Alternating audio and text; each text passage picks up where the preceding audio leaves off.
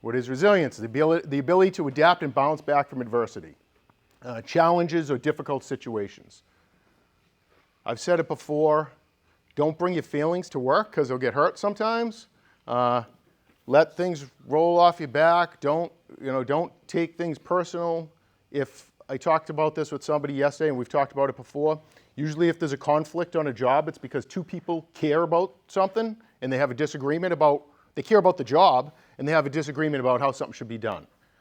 Looking at it from that perspective is big, because you're looking at like we're on the same team. We're not having a conflict because one person doesn't care about the job. Usually, there are situations where there might be a conflict because of something different than the job. That's separate. Why is it important in our industry? Well, we got to be resilient, not just because of personal issues or because of conflict issues, but we got to be resilient because of weather, right? When we have nasty weather, we want to be out there and be resilient, get through it, work through it.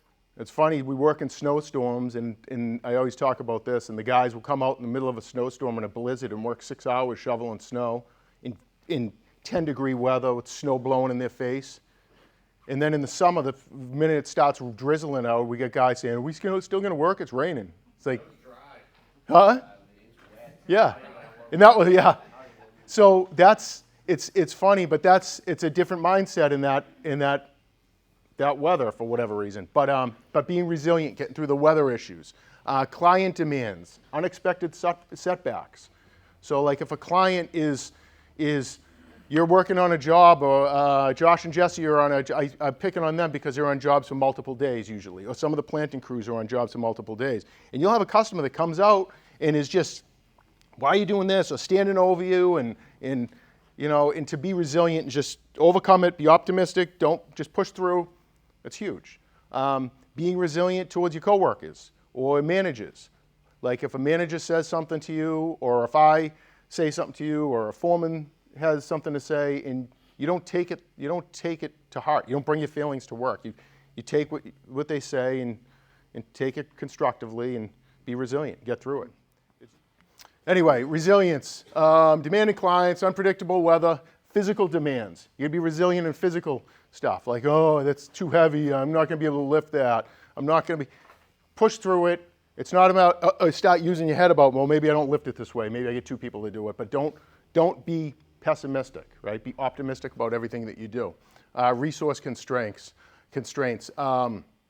Limited budgets and resources. Like you might get out on a job and be pessimistic because you got broken tools in the trailer, which we don't typically have here, and if we do, it's because somebody didn't turn them in.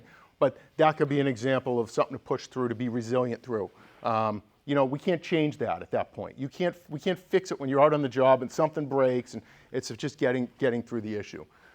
Seasonal fluctuations, seasonal workloads. Yeah, we get busy in the spring. So the 5 elements of resilience: being adaptable, right? Being flexible. Everybody here will do everything. There's not a specific job that any of us won't do.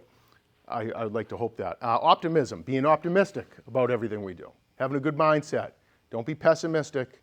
If you guys know what optimistic and pessimistic means, pessimistic is always down. We're never going to make it. It's not going to work. Never being positive. Being optimistic is being positive, and just having a good mindset on that. Maintain a positive outlook. Perseverance. Keep going even when it's hard. Push through it. Persevere. Push right through. Demonstrate determination. Emotional awareness. Understand and manage your emotions. This is a big one. This is probably the biggest one out of this. Being self-aware of your emotions and realizing what you say and what you do and how you act doesn't just affect you, it affects other people around you. And it will affect a whole circumstance. You can be in a little bit of a nasty mood one morning, and that will set the tone for a whole crew.